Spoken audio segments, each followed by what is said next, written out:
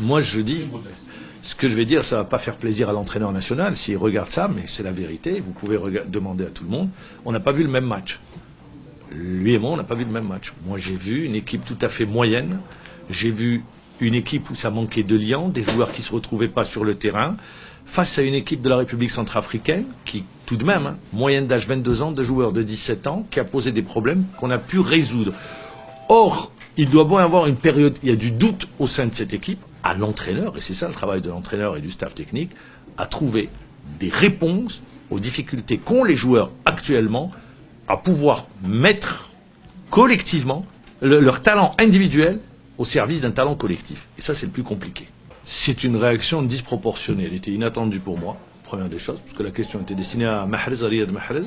L'entraîneur national, je pense, en revoyant les images, voulait à tout prix me répondre, et avec cette violence du verbe.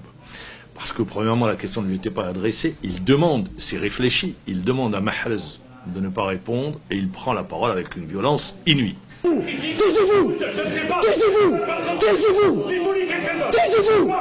Prenez votre retraite! Laissez la place aux jeunes! Laissez la place aux jeunes! Ça montre quoi? Ça montre que l'entraîneur national revient sur les terrains après une durée de 10 ans ou 15 ans, qu'il vit mal la pression, qu'il vit mal la critique. Quand je dis la critique constructive, puisque l'équipe d'Algérie appartient à tous les Algériens, n'est pas la propriété ni de la Bahmadjer, ni de Ma'ammar Djabour, ni de X, elle est la propriété des 40 millions d'Algériens. Je pense peut-être que les questions lui ont déplu, pas sur cette conférence de presse, mais peut-être parce que je ne lui ai pas posé la question directement. C'est une supposition. Peut-être parce que la question de son retour en équipe nationale, au moment où lui avait dit, rappelez-vous, Radjevac, on fait appel à un entraîneur qui n'a pas entraîné pendant 5 ans, et je lui avais posé la question, lui qui n'a pas entraîné pendant 10 ans, et il revenait en équipe nationale, qu'est-ce qu'il allait dire? Peut-être toutes ces questions ne lui ont pas plu.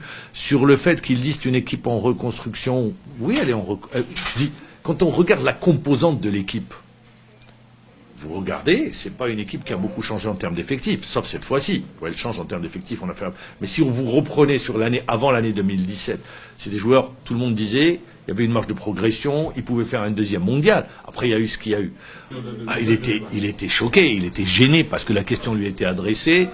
Puis subitement, l'entraîneur national demande à répondre avec une violence des mots, une violence dans le comportement, dans la gestuelle. Ah, il était choqué, évidemment. Pas habitué peut-être, il n'est pas sûrement, pas peut-être, pas habitué à une telle violence à travers une question. Ça ne méritait pas, en plus. Donc ça se voyait, il était gêné, très gêné et choqué. Il est encore jeune, il est plus âgé que moi. Il est né en 1958, je suis né en 1963. Vous savez, un journaliste, ça ne s'arrête jamais.